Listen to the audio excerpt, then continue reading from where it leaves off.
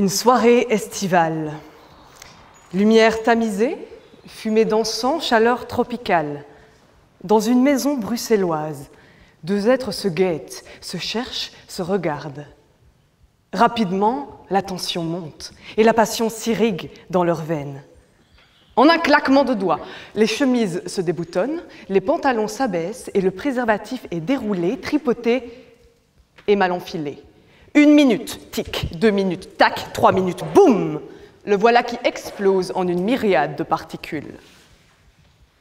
9 mois plus tard, une petite fille pointe le bout de son nez. Une petite fille née d'une erreur de manipulation. L'erreur ponctue nos existences. Erreur de fabrication, erreur de calcul, erreur de dosage, erreur de discernement, erreur de jeunesse. Elle est une compagne de vie qui jamais ne nous quittera. Mais soyez rassurés, cette présence est loin d'être toxique, parce que l'erreur a ses errances qui peuvent mener à une prise de conscience. Elle est un égarement, celui qui nous offre la claque nécessaire pour nous réveiller. Les erreurs peuvent nous faire grandir, mais pour goûter pleinement à leur potentiel, nous devons les reconnaître. Assumer nos erreurs, petites ou grosses, uniques ou extrêmement banales, tant qu'elles sont nôtres. Assumer nos erreurs? Oui et encore oui. Mais celles de nos ancêtres, en revanche, non merci, sans façon. J'en veux pas. Si l'on doit porter sur nous les erreurs de nos parents, de nos grands-parents, de nos arrière-grands-parents, de nos arrière-arrière-grands-parents, c'est qu'on sous-entend qu'à l'origine, elles n'ont pas été assumées. Mais en étant niées et déniées, ces erreurs-là ont perdu leur innocence et leur douce candeur. Elles ont eu le temps de pourrir de l'intérieur et de se garnir de moisissures. Oui, l'erreur a donc une date de péremption. Si on laisse le temps couler, si on ne fait rien, si on ne dit rien, alors l'erreur se transforme en faute. Tel un adorable mogwai qui, passé minuit, se métamorphose en un terrifiant gremlins. Logiquement, chronologiquement, il est donc impossible d'assumer les erreurs de nos ancêtres, puisque ce ne sont pas des erreurs lorsqu'enfin elles arrivent à nous, mais forcément des fautes. Et pour autant, devrait-on assumer les fautes de nos ancêtres? Assumer, porter sur notre dos, endosser, transporter le poids de la faute de nos aïeux. Encore une fois, non merci. Démonstration. Partons en voyage un instant. Direction la Grèce antique. Rendons visite à Tantale et toute sa smala, la lignée des Atrides. Regardons de plus près cette scène où l'homme sert son propre fils en ragoût aux dieux. Observons la réaction de Zeus qui, face à cette faute atroce, s'enflamme de courroux et condamne notre ami à vivre dans le Tartare pour l'éternité. Et puis, analysons les répercussions de ce meurtre premier sur l'ensemble de la descendance. Maudite sera la famille, hélas! Lorsque le fondateur d'une lignée viole les règles du droit moral, ce sont tous les enfants à venir qui payent la faute. Mi casa es tu casa, et mes fautes sont les tiennes. C'est ainsi que les Atrides sont tous condamnés à mourir. Entre infanticide, fratricide, parricide et matricide, le disque est rayé. On ne sait plus où donner de la tête tant le sang gicle dans tous les sens.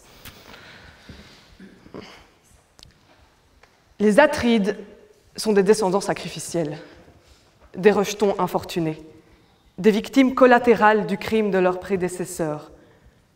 Ils se fondent dans le sillage que la faute inaugurale a creusé.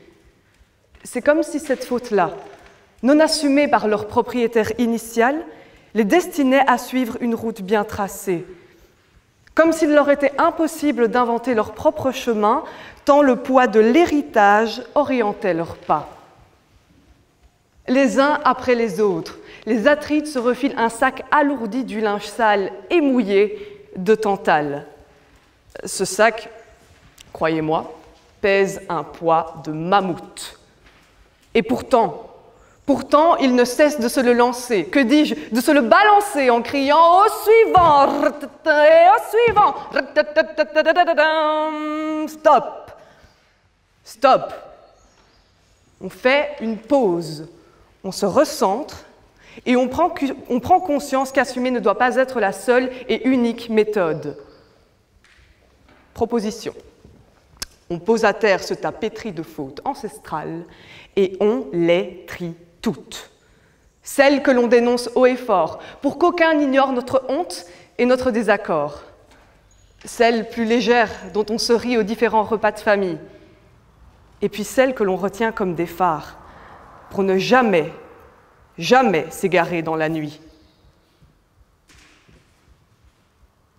Puisqu'il y a tri, je veux bien être la première à plonger ma main dans le sac. Et quitte à fouiller, autant aller à la source. De ce havre-sac, je sors une pomme couleur rouge écarlate. Un legs de notre ancêtre commune bien-aimée, Ève, celle qui s'était laissée envoûter par la tentation du fruit défendu et dont le plaisir fut jugé coupable. Mais où étions-nous, mesdames, lorsque la faute fut commise? Aucune de nous n'était née. Et pourtant, le plaisir criminel dont Ève jouit jadis excise aujourd'hui celui de nombreuses femmes, que ce soit sous des couteaux ou sous la couette. Et quand, par malheur, le plaisir est encore trop présent, beaucoup d'entre nous sont renvoyés au péché de luxure. L'heure ne serait-elle pas venue de rendre à César ce qui lui appartient? Qu'on s'entende, mon but n'est pas de renier la famille, non. Mon but est de renvoyer les fautes à leurs expéditeurs. Que ce soit Ève, nos ancêtres les Gaulois, tonton Francky aux mains beaucoup trop baladeuses, ou bon papa Léon aux chemises brunes et bottes boueuses, la recette est la même. Délestons-nous de ce poids afin de nous déplacer avec plus d'aisance, tels des funambules de l'existence qui, sur leur fil instable, avancent. La vie est un réel travail d'équilibriste. Toujours en quête de virtuosité, on marche et glisse d'erreur en erreur. On marche encore et on glisse encore. On affine, on rate, on apprend, on rate, on reprend et on marche encore. Et si malgré tout, on bute toujours sur les fautes de nos ancêtres, n'abandonnons pas. Persistons à combattre toutes celles qui nous empêchent de respirer. On assume, on s'assume et on trace notre chemin. C'est une promesse. Je ne serai jamais plus la suivante.